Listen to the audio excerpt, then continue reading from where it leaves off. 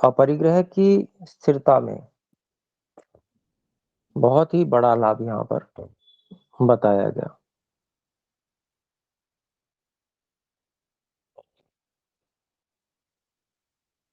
अपरिग्रह स्थैर्य जन्म कथनता संबोधः।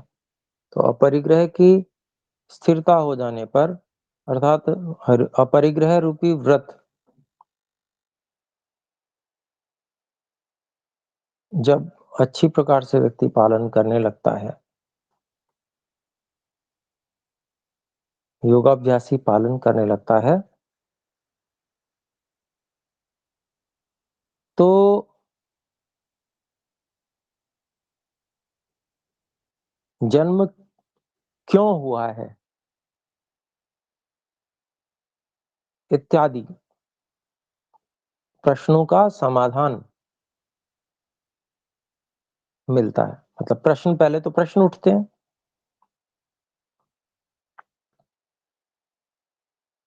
अपरिग्रह की स्थिरता होने पर प्रश्न उठते हैं और फिर उनका समाधान मिलता है। सामान्य व्यक्ति को तो ये प्रश्न ही नहीं उठते हैं, वो इतना खोया हुआ है,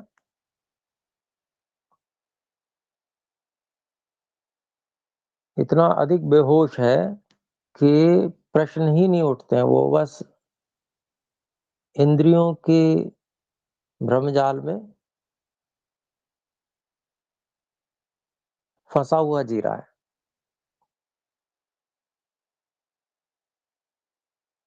जो प्रश्न वास्तव में उठने चाहिए वो प्रश्न ही नहीं उठते उसके लिए, उसके मन में।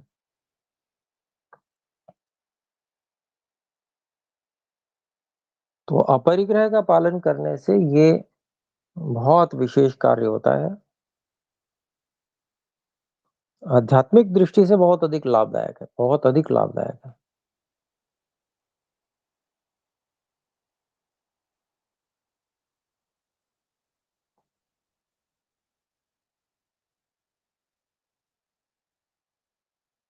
जन्म क्यों मिला है, जन्म है क्या,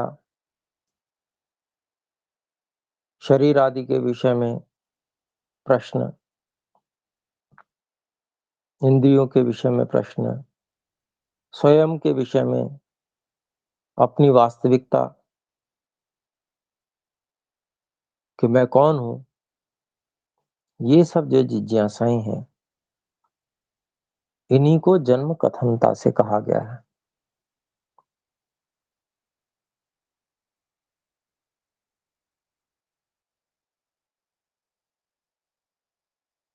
जन्म से संबंधित सभी प्रकार की जिज्ञासाएं और फिर उनका अनुमानिक समाधान। तो इसके भाष्य में महर्षि व्यास जी कहते हैं, इस सूत्र के भाष्य में वाक्य पूर्ति करते हैं सबसे पहले, अस्य भवति अपरिग्रह स्थैर्य जन्म कथनता संबोध अस्य भवति।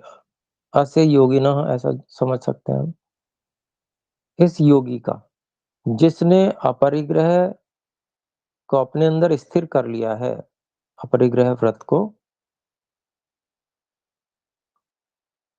स्थिर कर लिया है, ऐसे योगी की जन्म संबंधी जो जिज्ञासाएं हैं उनका बोध होता है। उदाहरण देते हैं महर्षि व्यास जी, को अहम आसम, मैं कौन था, मैं कैसा था, और ये जो जीवन है, ये जो जन्म मिला, ये कैसा है, ये क्या है, क्या स्थिति है मेरी, और ये जो जन्म हो कैसे गया।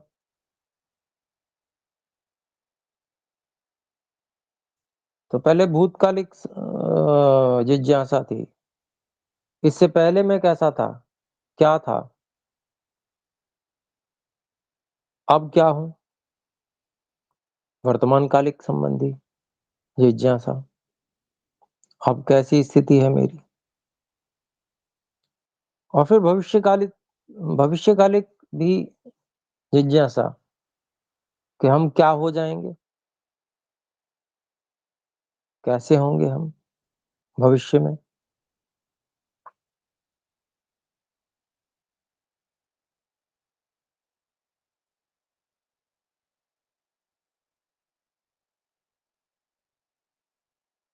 तो इस प्रकार से पहले, अभी और भविष्य की आत्म भाव की जिज्ञासा इस योगी की अपने स्वरूप से उपस्थित हो जाती हैं, स्वभाव से।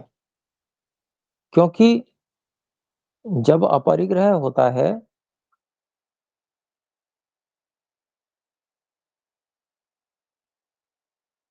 जो व्यर्थ के साधन है वो हटा दिए जाते हैं। व्यर्थ की सुविधाओं का लाभ नहीं लेता है व्यक्ति अपरिग्रह में। अनावश्यक विचार और वस्तुएं सब हटा दी जाती हैं।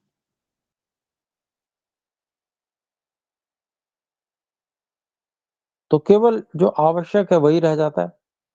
तो अवसर होता है आत्म भाव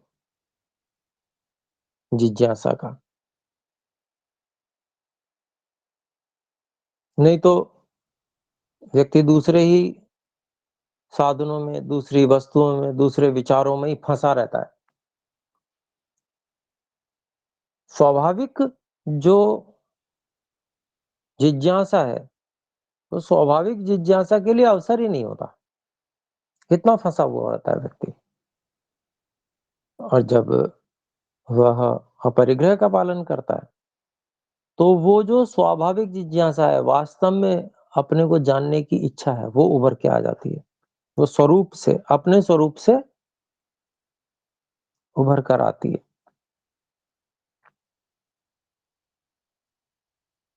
तो ये सारी की सारी यमों के स्थिरता से जो सिद्धियां प्राप्त होती हैं, जो लाभ होते हैं, वो बताए। तो केवल डराया ही नहीं है, वहां दुख अज्ञान अनंत फला करके जो वास्तविक स्थिति है उसका चित्रण करके उसको भय प्रदान नहीं किया कि अगर वितर्कों में मन लगाओगे तो कितनी भयानक स्थिति होने वाली है, कितना केवल भय उत्पन्न नहीं किया, बल्कि साथ में उनसे क्या उत्तम से उत्तम स्थिति प्राप्त हो सकती है, उसके लाभों को प्रदर्शित भी किया है कि वितर्कों को पूरी तरह से नष्ट कर दिया जाए और यमों का पूरी अच्छे तरह से पालन किया जाए, तो क्या-क्या विशेष लाभ, ऐसे-ऐसे लाभ होंगे, जो सामान्य व्यक्ति को उपलब्ध नहीं होते। तो इस प्रकार से ये लाभ यहाँ पर हमको दिखाए गए हैं। इसके बाद जो नियम है, यमों के बाद में नियम भी हैं, तो उन नियमों के विषय में पहले बताया जा चुका है। उनसे क्या-क्या लाभ होते हैं, वो भी यहाँ पर बताएँगे। तो 40वां सूत्र है, 40वें सूत्र की भूमिका में महर्षि व्यास जी ये बात लिखते हैं कि नियमों में क्या सिद्धियां लाभ होते हैं, उनको अब कहेंगे। तो 40वां सूत्र है, शौचात स्वांग जुगुप्सा परैर संसर्गः। इसको तोड़कर पढ़ेंगे तो शौचात स्व अंग जुगुप्सा परैः असंसर्गः।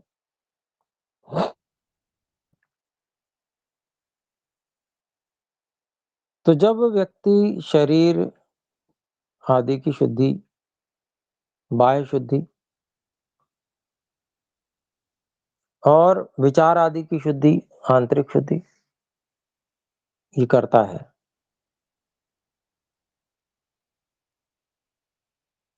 तो उसको अपने शरीर की वास्तविकता का बोध होता है। ये कितना गंदा है। बार-बार साफ करता हूँ, बार-बार गंदा हो जाता है। बार-बार साफ करता हूँ, अंदर से गंदगी निकलती रहती है। ये उसको अनुभव हो जाता है, समझ में आ जाता है। और फिर जैसा मेरा शरीर वैसे सबका शरीर। शरीर तो सबके एक जैसे हैं। तो इसलिए अपने शरीर से उसे घृणा हो जाती है, अपने अंगों से घृणा हो जाती है।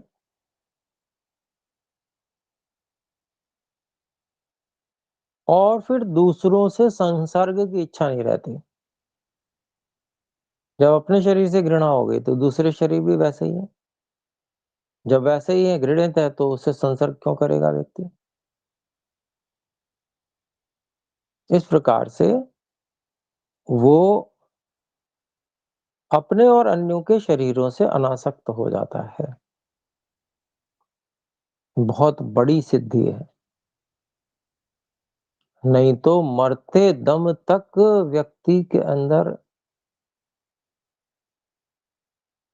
एक दृष्टि ऐसी बनी रहती है अपने आप को शरीर मानने की, और अन्य जो सुंदर दिखने वाले शरीरों के प्रति आसक्ति की, मरते दम तक नहीं छूटती। अगले जन्म में साथ जाती है ये। और कितने जन्मों के संस्कार होते हैं, इतने भयंकर कि व्यक्ति इनमें फंसता ही चला जाता है झूठ। बिल्कुल उल्टा ज्ञान है। लेकिन इतनी मात्रा में संस्कार पे संस्कार, संस्कार पे संस्कार, जन्म जन्मांतर से वैसा का वैसा ही करता चला जा रहा है। तत्व ज्ञान की ओर, वास्तविकता की ओर, सत्य की ओर देखता तक नहीं एक बार मुड़ के व्यक्ति। लेकिन जब यम नियम का अभ्यास करता है तो उसे वास्तविकता पता चल जाती है। थोड़ा बहुत तो शुद्धि हर व्यक्ति करता है, साफ सुथरा करता है, लेकिन ऊपर से क्या करता है फिर वो? फिर अपने आप को ही भ्रम में रखने के लिए वो सेंट छिड़कता है इसके ऊपर। कपड़ों पे लगाएगा, शरीर पे वो बॉडी स्प्रे करेगा, तमाम क्या क्या चीज नहीं करता व्यक्ति अपने आप को भ्रम में रखने के लिए और दूसरे को भ्रम में डालने के लिए। ये सब कार्य करता है।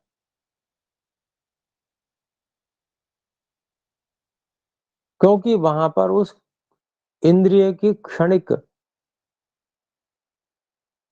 जो शांति है वो पाने का प्रयास करता है, जो कि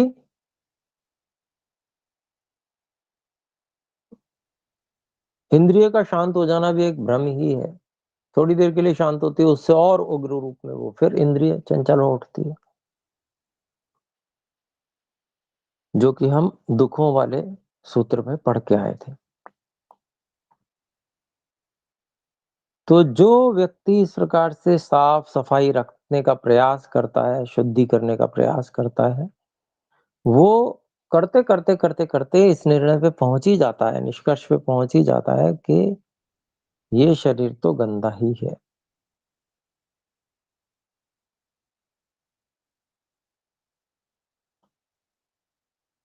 और जैसे मेरा शरीर वैसे सारे संसार के जितने भी प्राणी, सबका शरीर ऐसे ही है। इसलिए इसमें ये कोई ऐसी चीज नहीं है जिसके प्रति कोई आकर्षण रखा जाए, आसक्ति रखी जाए। बहुत बड़ा फल है। इस इस फल को यदि व्यक्ति प्राप्त कर लेता है, जान लेता है, समझ जाता है, वो व्यक्ति ब्रह्मचर्य से युक्त हो सकता है, सामर्थ्य, पराक्रम से युक्त हो सकता है। तो इसके भाष्य में महर्षि व्यास जी लिखते हैं वही यही सब बातें। अपने अंगों में जो घृणा का भाव हो जाता है, वो कैसे होता है? शुद्धि को जब व्यक्ति करता है, ध्यान पूर्वक करता है कि मुझे शुद्ध करना है, तो शुद्धि शरीर को साफ रखने का प्रयास शुरू करता हुआ व्यक्ति अपने अंगों से घृणा करने लगता है धीरे-धीरे।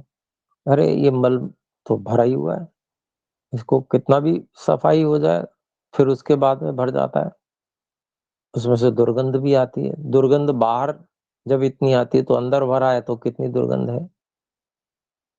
इसका मतलब ये हुआ, वो ये समझ जाता है और वो शरीर की जो गंदगी है उसको देखकर शरीर जो है वो कोई साफ-सुथरी चीज़ नहीं है, चलता-फिरता शौचालय है। स्वामी सत्यपति जी महाराज एक नाम इस शरीर के लिए कहा करते थे कि चलता-फिरता शौचालय है।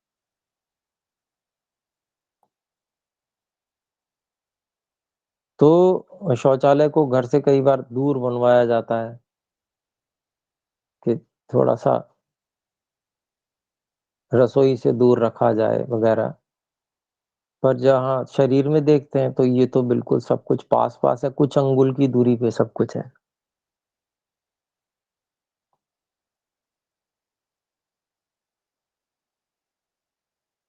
तो ये जो स्थिति है शरीर की, इस शरीर की स्थिति को ये योगी व्यक्ति, यति जो है वो जान जाता है। फिर कहते हैं महर्षि व्यास जी जब ये जान जाता है तो किंचा परैया असंसर्गः।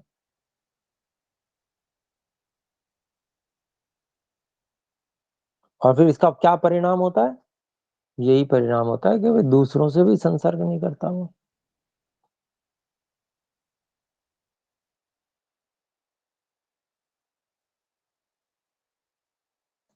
तो वो शरीर के स्वभाव को देखने वाला, जानने वाला, समझने वाला, अपने भी शरीर को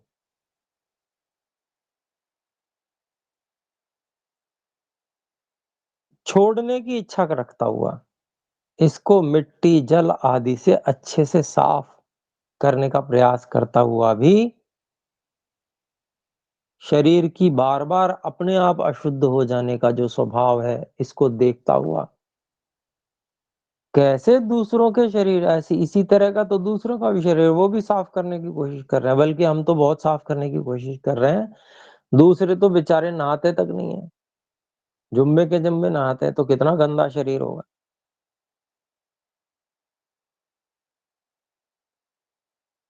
तो इसलिए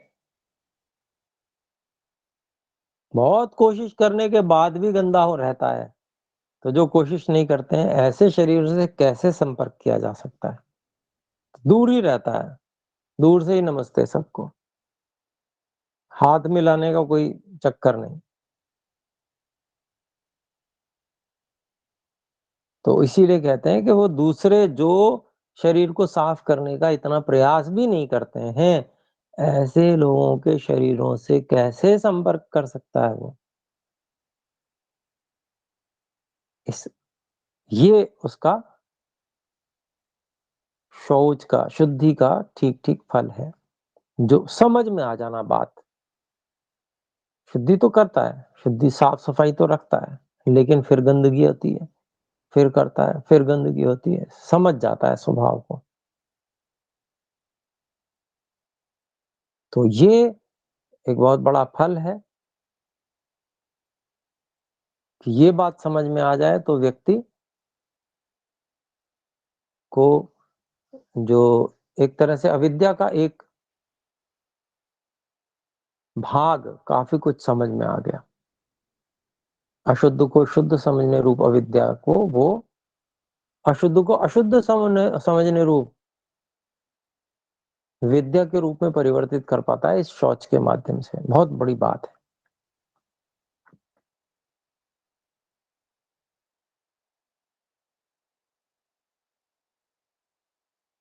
फिर उसके बाद में और क्या फल शौच का है, ये तो है ही है। इसके अलावा एक और सूत्र में शौच का फल महर्षि पतंजलि जी बताते हैं और क्या फल मिलता है और क्या विशेषता आती है। तो 41वां सूत्र है, सत्व शुद्धि सौमनस्य काग्र्य इंद्रिय जय आत्मदर्शन योग्यत्वानि च। अलग अलग करते हैं इसको।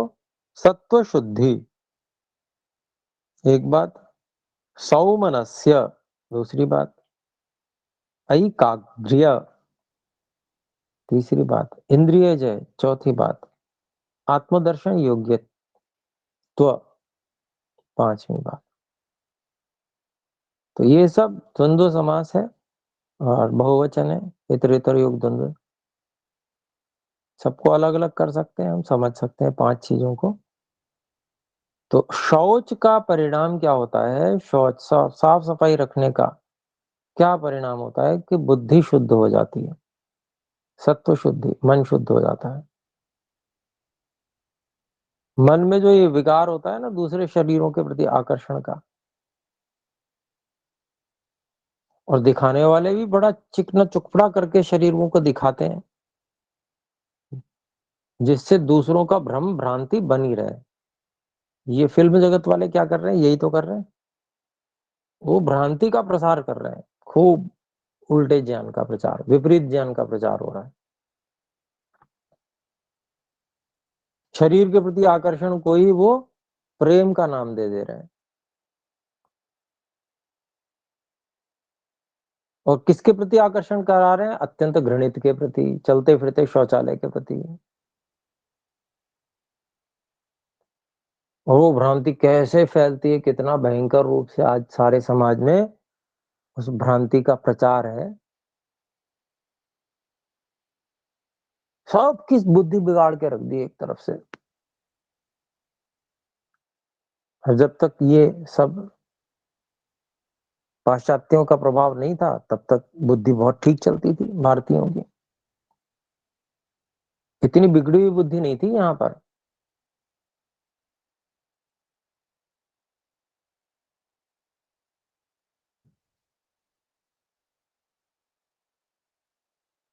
कितना भी व्यक्ति अगर सामान्य प्रयास, ये तो असामान्य प्रयास हो गया है, इस तरह की फिल्में बनाना और इतने इस तरह का खूब प्रचार करना इंद्रिय भोगों के प्रति, ये तो बहुत विशेष भयंकर स्थिति हो गई। अगर ये ना हो तब भी इंद्रियों के प्रति आकर्षण तो रहता ही है।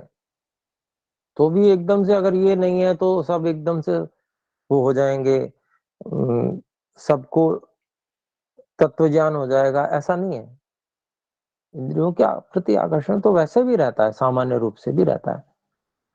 फिर उसको बढ़ाने का प्रयास करके तो बहुत ही भयंकर विनाश करते हैं ये लोग। भाई सामान्य आकर्षण जो है, सामान्य जो रहता है उससे व्यक्ति सत्य की ओर बढ़ सकता है,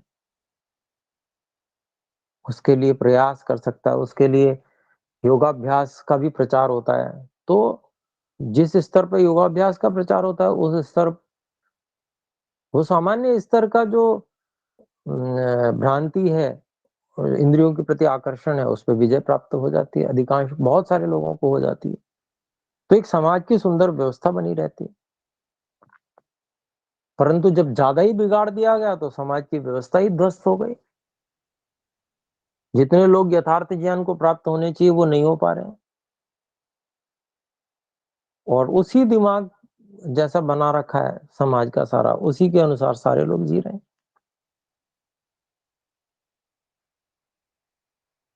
तो जो व्यक्ति प्रयास करता है इस प्रकार से योगाभ्यास के माध्यम से यम नियमों का व्रत लेकर चलता है और शुद्धि आदि करता है, वो सब कुछ यथार्थ देख पाते हुए उसका मन बुद्धि शुद्ध हो जाते हैं। अविद्या का एक भाग, चार भागों में से एक भाग जब, समझ लीजिए एक चौथाई भाग तो लगभग लगभग इसी शौच करने से ही साफ हो गया यथार्थ का। तो ये बुद्धि की शुद्धि बताई। फिर कहते हैं कि जब बुद्धि शुद्ध हो जाती है, मन शुद्ध हो जाता है, तो सौमनस्य होता है। सौमनस्य कहते हैं मन की प्रसन्नता। सुमन सुमन का भाव, सौमन, सु में जो उ है वो उसको वृद्धि हुई व्याकरण के अनुसार तद्धित प्रत्यय आने पर, तो भाव में है वो, भाव अर्थ में। तो सुमनता, सुमनता मतलब सुमन वाला भाव। तो ये जो मन की प्रसन्नता होती है, मन भटकता नहीं है इधर उधर, आकर्षणों में नहीं फंसता है, मन प्रसन्नता, एकदम शांति और प्रसन्नता का भाव हो जाता है। और जब मन में प्रसन्नता और शांत अवस्था रहती है तो फिर व्यक्ति का मन बहुत जल्दी एकाग्र हो जाता है, एकाग्र। और क्या लाभ होता है? इंद्रिय जय, इंद्रियों पे नियंत्रण आ जाता है। जब मन और बुद्धि उस ओर से हट गए, वहां से घृणा हो गई, तो इंद्रियों पर नियंत्रण हो जाएगा। इंद्रियां तो मन के अनुकूल चलती हैं। मन में हमने आकर्षण दूसरे विषय का कर लिया तो इंद्रियां उधर ही की ओर दौड़ने लगेंगी।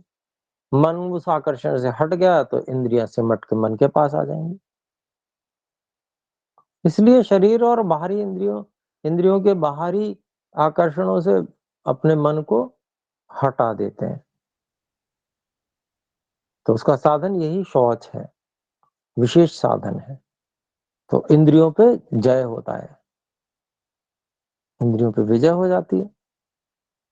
और जब इंद्रियों को व्यक्ति जीत लेता है तो अंदर समेटने, मन के साथ समेटने की सामर्थ्य आ जाती है। स्थूल शरीर के स्तर से उठकर प्राण शरीर के स्तर पर आ जाता है व्यक्ति, रहने लगता है, समझने लगता है, सोचने लगता है, स्थूल शरीर से भिन्न स्वयं को समझने लगता है। और जब ये स्थिति आती है तो एकाग्रता की स्थिति बढ़ती है और स्वयं अपने को जानने की योग्यता भी बढ़ती है।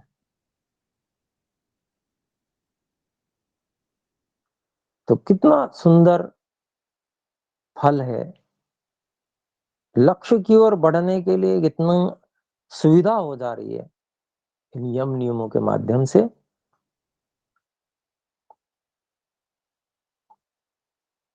तो व्यास भाष्य में देखते हैं तो वही महर्षि पतंजलि जी की का वाक्य जो है उसका वाक्य शेष पूरा करते हैं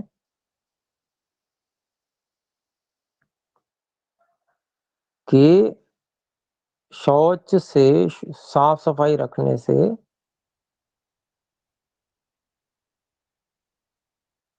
बुद्धि निर्मल होती है, मन प्रसन्न होता है, एकाग्रता होती है मन की, इंद्रियों पे विजय होती है और अपने आत्मा को यानी कि स्वयं को जानने का की योग्यता बढ़ती है। आगे कहते हैं महर्षि व्यास जी,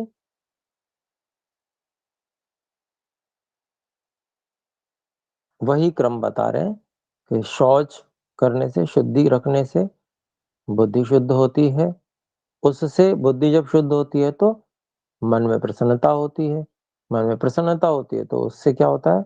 एकाग्रता होती है। और जब एकाग्रता होती है तो उससे क्या होता है? इंद्रियों पे विजय आ जाती है, इंद्रियों को जीत लेता है व्यक्ति। और जब इंद्रियों पर विजय हो जाती है तो स्वयं को जानने की योग्यता आ जाती है। शरीर से, प्राण से मैं अलग हूं, ये तो साधन है, ऐसा व्यक्ति जानने लगता है। तो यह जो है, ये सब जो स्थितियां हैं शौच की स्थिरता से प्राप्त होती हैं, ऐसा महर्षि व्यास जी बता रहे हैं। तो बहुत सुंदर, शौच का भी लाभ, और कितना बड़ा लाभ देखिए, आत्मदर्शन योग्यता तक उसका लाभ दे मिल रहा है। ये पूरा जो शौच रखने से और उस पे ध्यान देने से कि मैं साफ-सफाई रख पाऊँ, कितना बड़ा लाभ हो रहा है। अनेक लोग बड़ा विचित्र जो ढोंग पाखंड करते हैं, वो क्या करते हैं, अपने आप को तो बड़ा शुद्ध पवित्र समझेंगे, दूसरे को बड़ा गंदा समझते हैं।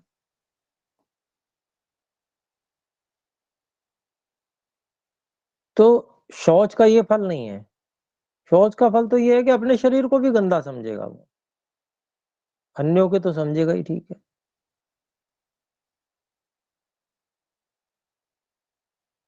तो असंसर्ग की इच्छा में स्वयं को शुद्ध समझना ऐसा नहीं होगा। जो छुआ-छूत ज़्यादा करते हैं, वे अपने आप को ज़्यादा पवित्र समझते हैं, वो गलत है।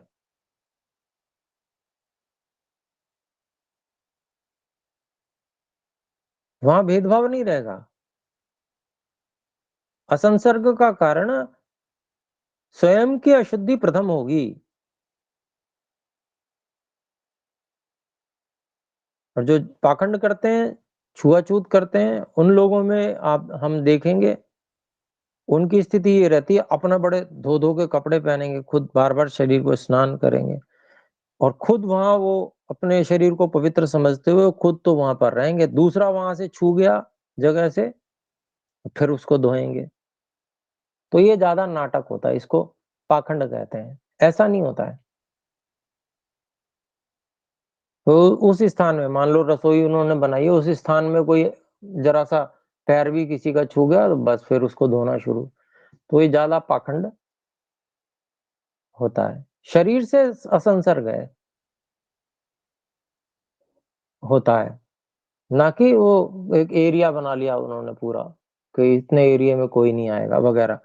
इस तरह से जो करते हैं और कि भई कुएँ को छू दिया, ऐसा कर दिया, वैसा कर दिया, ये सब जो है छुआ-छूत ये गलत पाखंड है। ऐसा नहीं वास्तव में होता है अ, जो योगाभ्यासी व्यक्ति है वो इस प्रकार के नाटक और पाखंड नहीं करता है। वो वास्तविकता को समझता है। मुख्य जो फल है वो दूसरे वाले असंसर्ग वाला फल तो एक है ही है। असंसर्ग से अभिप्राय आकर्षण और आसक्ति न होने से है, न कि वो छुआ-छूत फैलाएगा।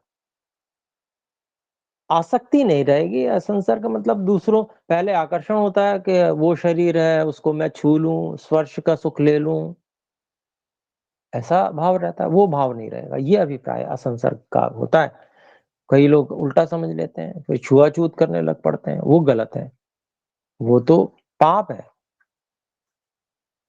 अपने आप को तो बड़ा ऊँचा समझ रहे हैं, दूसरे को नीच समझ रहे हैं। ये इससे बड़ा क्या पाप होगा सोचें। आत्मवत जो सब लोगों को नहीं देख पा रहा है, अपने जैसा नहीं देख पा रहा है, वो व्यक्ति तो पाप ही कर रहा है। तो जो ये स्पष्टीकरण भी बहुत होना आवश्यक है। कई बार गलत अर्थ समझ जाने के कारण से व्यक्ति पाप में प्रवृत्त हो जाता है। पाप नहीं करना है, वास्तविकता को समझकर उसका जो वास्तविक फल है वो प्राप्त करना है, जो दूसरे सूत्र में कहा है। बुद्धि की शुद्धि हो जाना, मन में सुमनता हो जाना, एकाग्रता की प्राप्ति हो जाना, इंद्रियों पे जय हो जाना, ये सब मुख्य फल है।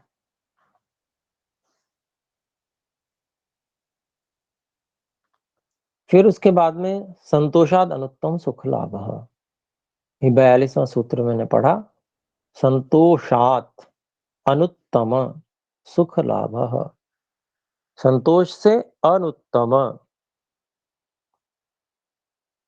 उत्तम में आगे अन और लगा दिया, उत्तम का निषेध कर रहे हैं। मतलब संसार का जो सबसे उत्तम है, उससे भी ऊपर कुछ होता है।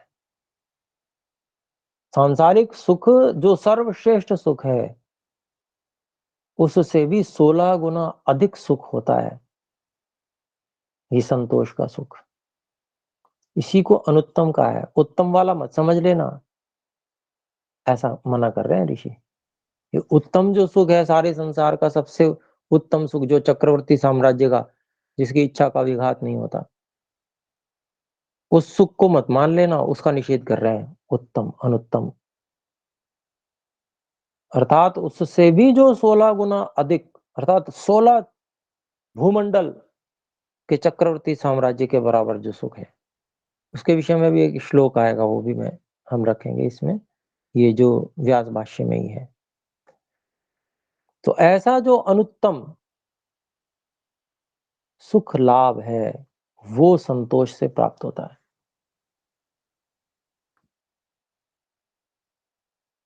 ऐसा महर्षि पतंजलि जी बता रहे हैं।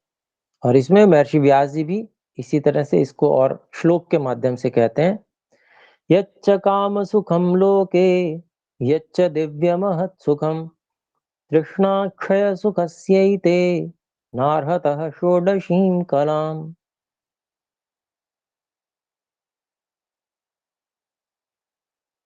तथा च उक्तम, और ये बात किसी ऋषि ने कही है, किसी मुनि, किसी ज्ञानी ने ये बात कही है, क्या?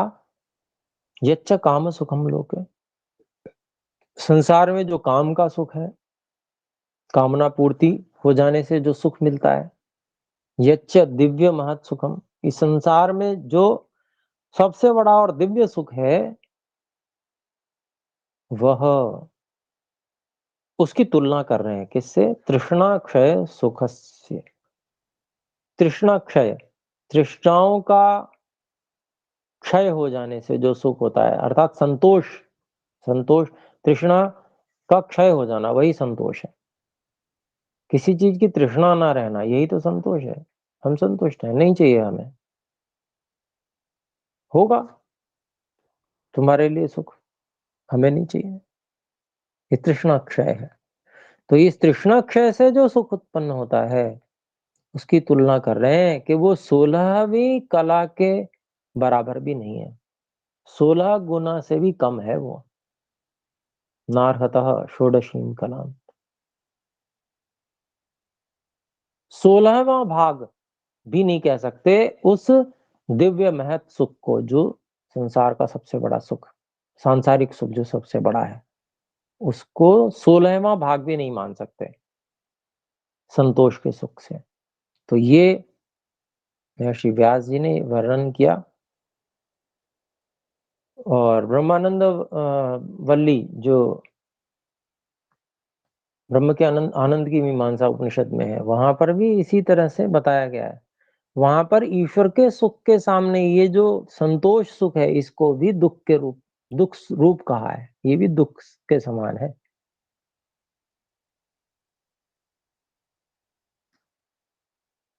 और वैसे वहां पर उसको इकाई सुख माना है। संसार में जो संसार का सबसे उत्तम सुख है, काम सुख, और कामनाओं से प्राप्त होने वाला, कामनाओं की पूर्ति से प्राप्त होने वाला जो सुख है, और दिव्य महत् सुख जो संसारिक है, उस सबको इकाई सुख माना गया। तो यहाँ पर ये जो बात बताई गई है कि जो संतोष का सुख है, उसके 16वें भाग के बराबर भी यह सांसारिक सुख, जो इकाई सुख, संसार का सबसे बड़ा सुख है, वो नहीं होता। तो इतना अधिक संतोष का पालन करने से सुख मिलता है। संतोष का मतलब तृष्णा का क्षय ही है। तृष्णाओं को, अपने जो अंदर की तृष्णा है, उनको समाप्त कर देना, सही जानकर, वास्तविकता जानकर। जैसे स्पर्श के सुख में बड़ी आसक्ति रहती है, बहुत भयंकर आसक्ति, लेकिन जो शुद्धि करता है, साफ सफाई करता है शरीर की, उसको शरीर की वास्तविकता का परिज्ञान होता है। और जो ये तृष्णा, एक प्यास, स्पर्श के सुख की तृष्णा मन में बनी रहती थी, उसको खा जाता है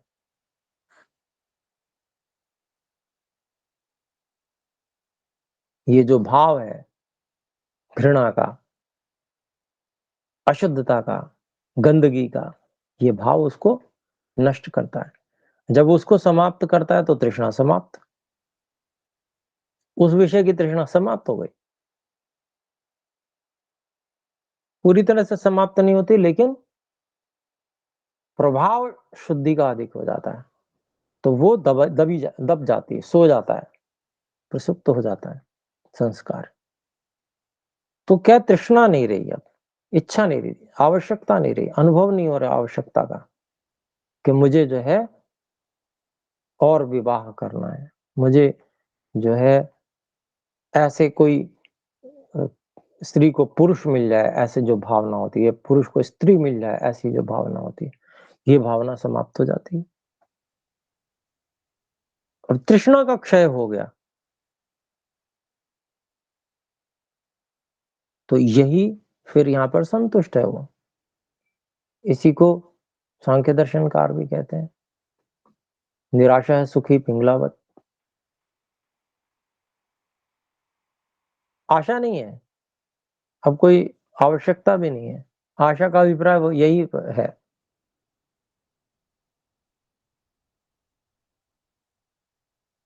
वो व्यक्ति सुखी है, निराशा सुखी पिंगलावत। वहां पर उदाहरण दिया है कि जैसे उसने समझ गया, उसको समझ गया या समझ गई कि क्या स्थिति है, उसने भी शौच का ही प्रयोग किया होगा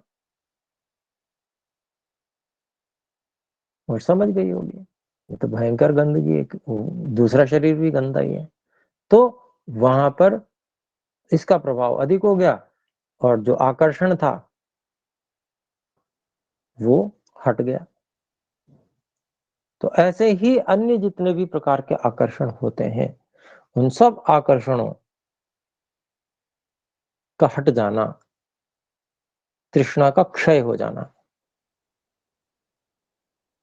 तो यही जो है संतोष है, संतोष की स्थिति हो जाती है। तो संतोषाद अनुत्तम सुख लाभ, ये सूत्र हुआ। तो अभी हमारा समय समाप्त हो चुका है, 4 मिनट अधिक हो गए। आइए एक बार ओम का उच्चारण करें। अगले 43वें सूत्र से हम आगे करेंगे। वो भी जो है तप का फल यहाँ पर आगे बताया जाएगा। तो आइए ओम का उच्चारण।